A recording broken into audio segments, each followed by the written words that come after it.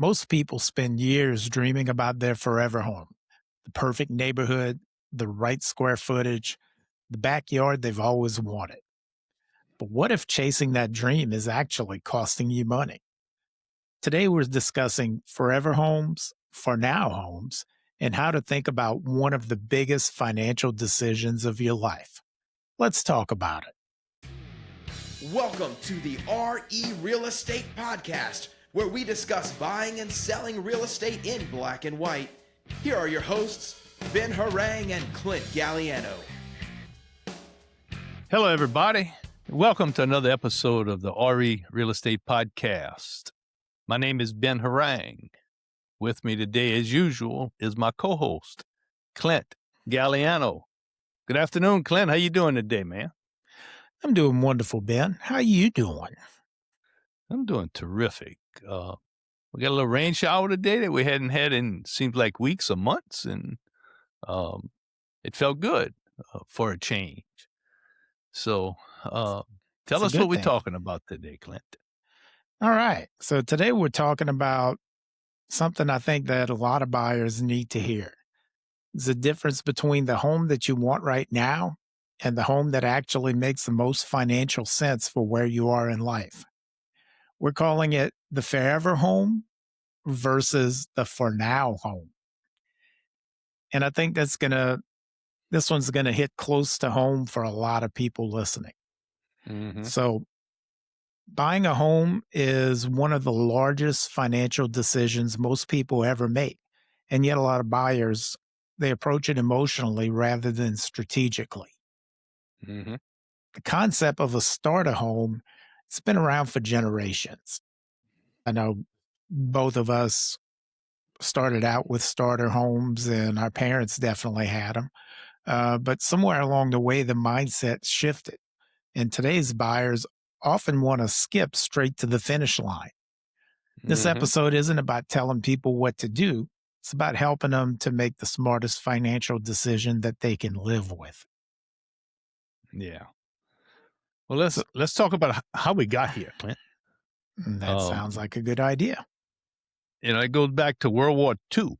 And post-World War II, through the 60s, the GI Bill opened homeownership to an entire generation that never had access to it before. Homes were modest by today's standards. Small, functional, built for a family that was just getting started. Nobody expected their first home to be their last home. The latter was the point. And then 70s and 80s, a lot of people, their parents bought their first home. The starter home was a cultural norm.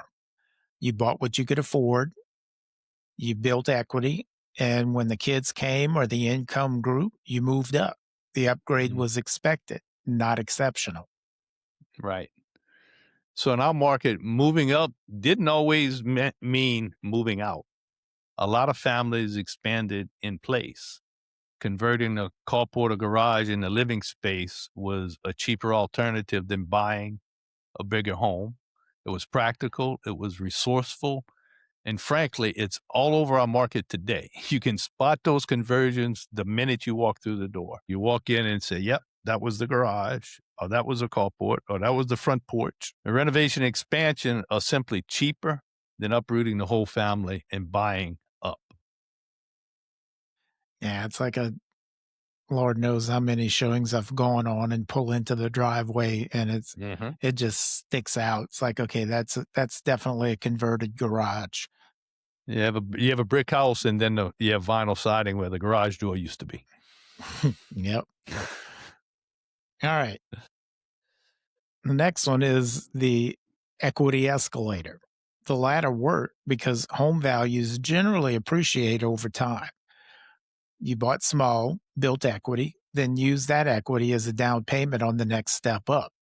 Each move was financially strategic, not just lifestyle driven. So what changed?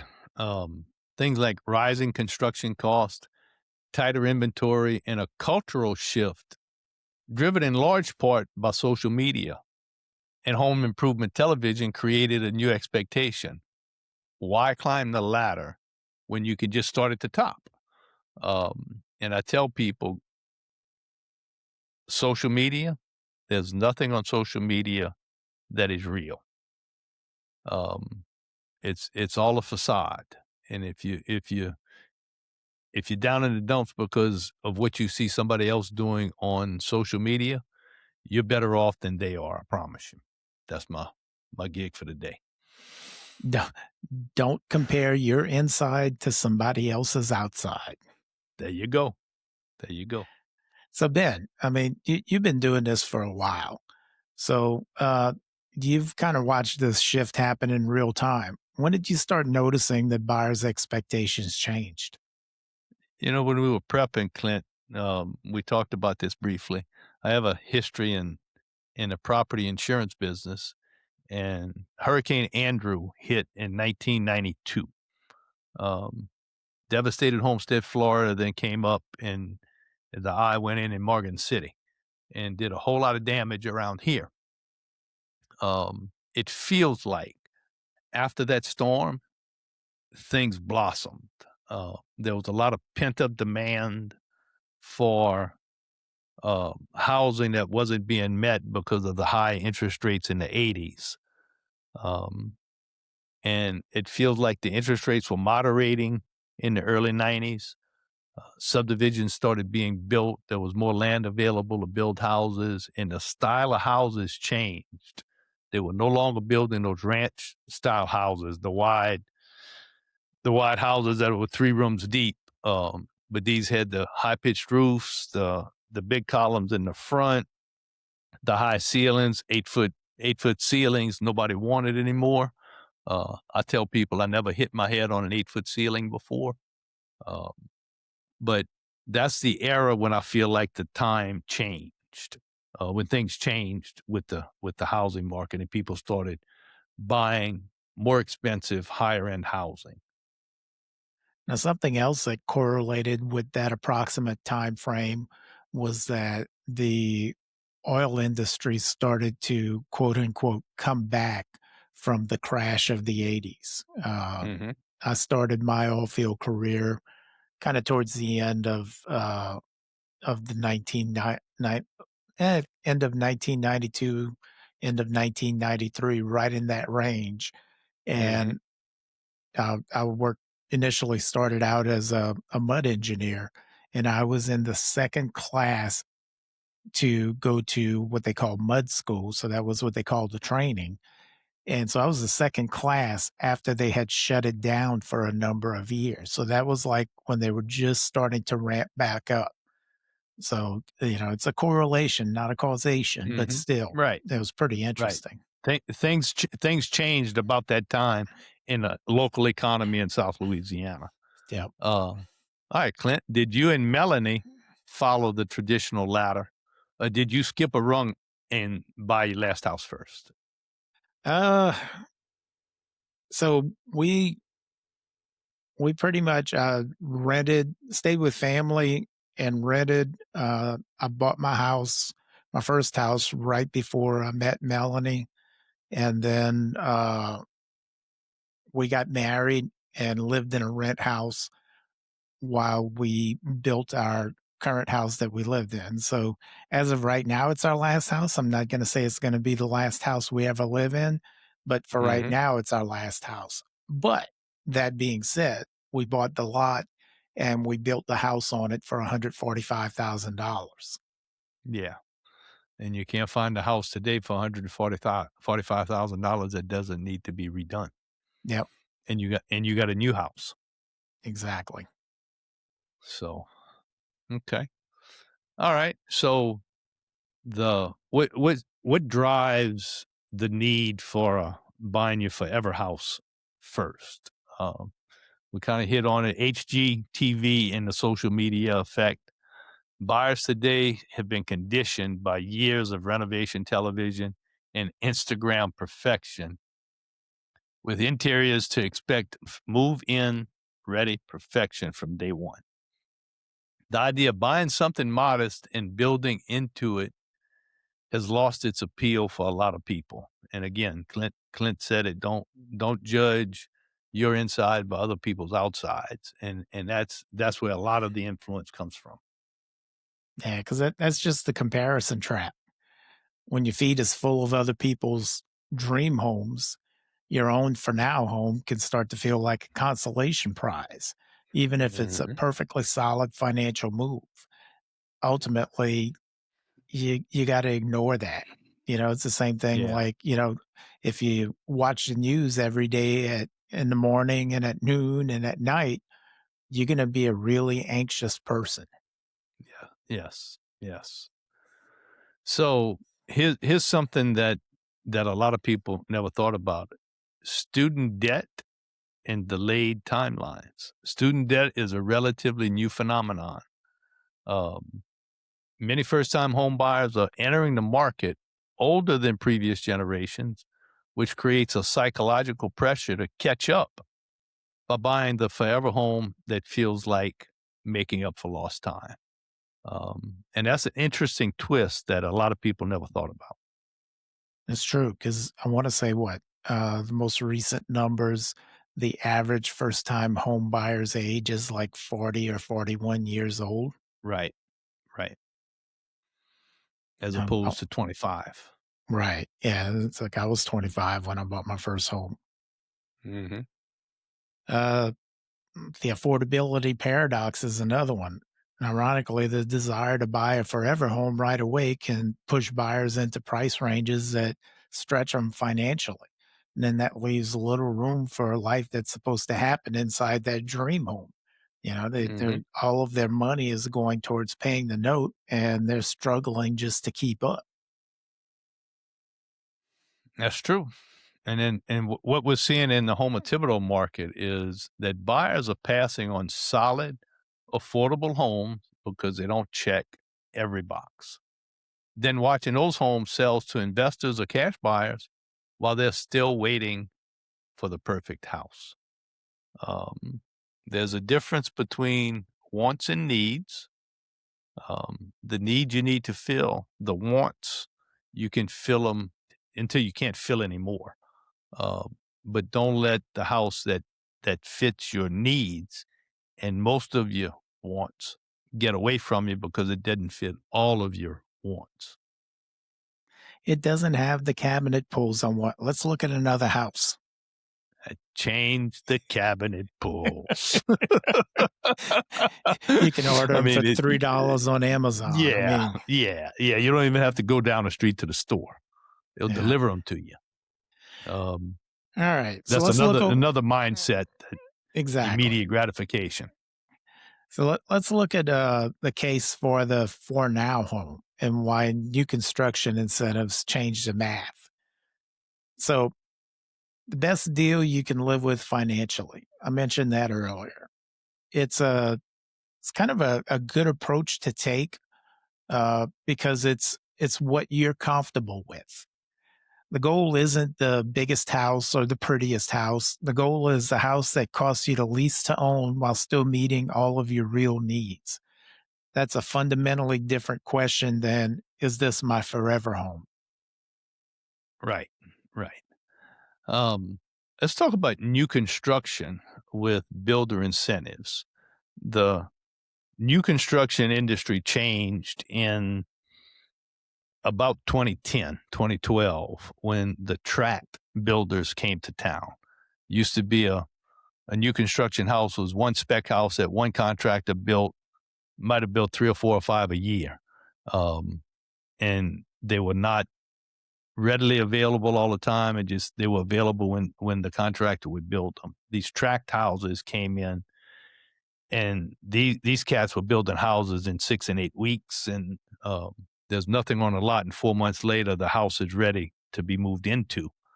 Um, but they're offering rate buy downs, closing cost contributions that can translate into thousands of dollars in real savings over the life of a loan. The new construction home at a bought down rate may cost significantly less per month than a resale home at market rate, even if the purchase price looks similar on paper. Yeah. And it's not a forever home, but it doesn't have to be. A new construction home in a developing area may not have the private acreage or the pond that you're dreaming about, but it's a financially smart place to park your money while you build equity towards a home that does. Hmm. So the garage conversion revisited. Our grandparents didn't wait for the perfect house. They bought what they could afford and made it work. That mindset is worth rediscovering. I tell people, do yourself a favor and buy your first house first. Do not buy your last house first.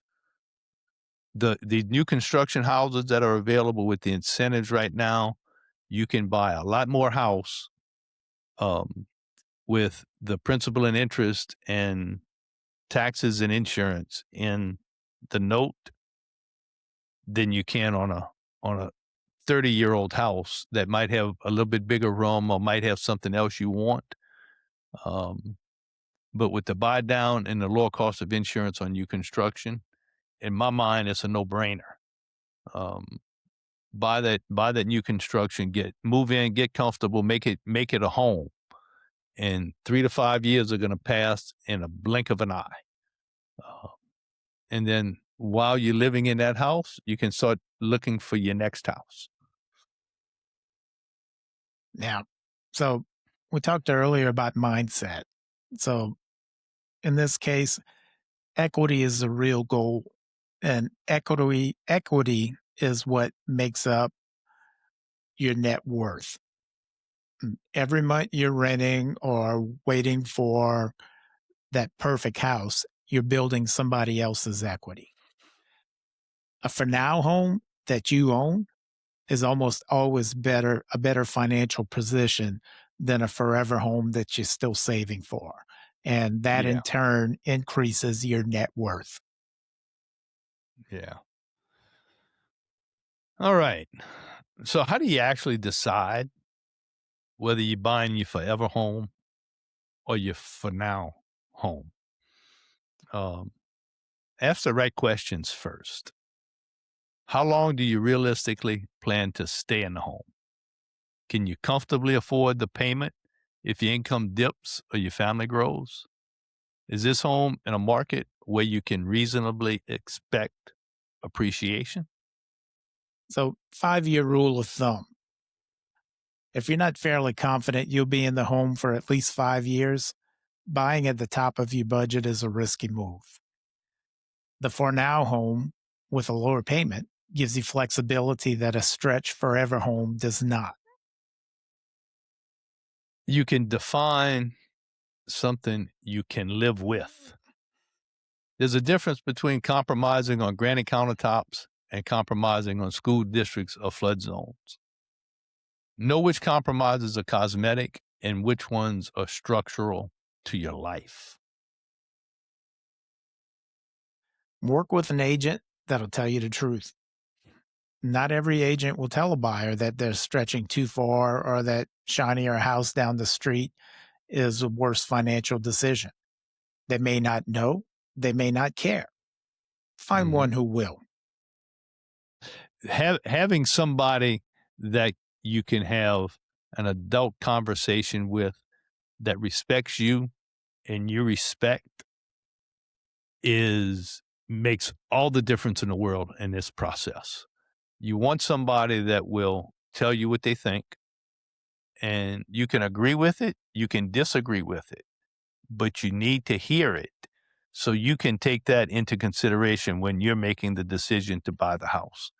Because we as agents don't tell you which house to buy. We give you advice and counsel about the pros and cons of the house. You decide which house it is. And once you decide the house you want, that's when we really go to work trying to get it for you.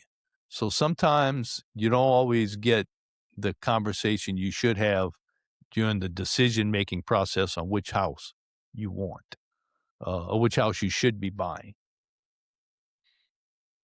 All right. So this week, let's do some math. If you're actively looking for a home or thinking about buying it, sit down and calculate two numbers. First, what's the maximum monthly payment you can make and still sleep at night if something unexpected happened? Second, what's the monthly payment on a new construction home in your target area? With current builder incentives factored in, you may be surprised how close those numbers are and how far apart they are from the payment on your forever home. If you don't know where to start, reach out to a local lender and ask specifically about a builder rate buy-down program. Knowledge is the move here, not waiting. All right. Forever home, for now home, or converted carport. Whatever gets you into ownership and building equity or net worth is the right answer. Don't let perfect be the enemy of smart. If this episode made you think a little differently about your next move, share it with somebody who needs to hear it. Maybe that friend has been waiting for the right time, the right time for 3 years. Right. Hit like, leave us a comment, subscribe wherever you get your podcasts, and share this one with someone who needs to hear it. You can find every episode and our full YouTube channel at rerealestatepodcast.com. And if you've got a question you want us to tackle, hit the Ask a Question button on the site. We'd appreciate every one of you going there and checking it out. And we'll see you next time. All right, Clint, enjoyed it, man. I think that website, one more time, is rerealestatepodcast.com. Is that it? Is correct. It is All right. rerealestatepodcast.com. We got that in 3 times. That's Thank you, right. Clint. Enjoyed it. Have a good one, man. Same here, Ben. It's another one in the can. While we may discuss topics such as lending, interest rates, title law, real estate law, and appraisals in addition to real estate sales and transactions, please remember that we are only trained and licensed as real estate salespeople in Louisiana. The information shared on this podcast is for general purposes only and should not be taken as legal or financial advice. We may be agents, but unless we have signed paperwork stating otherwise, we are not your agents.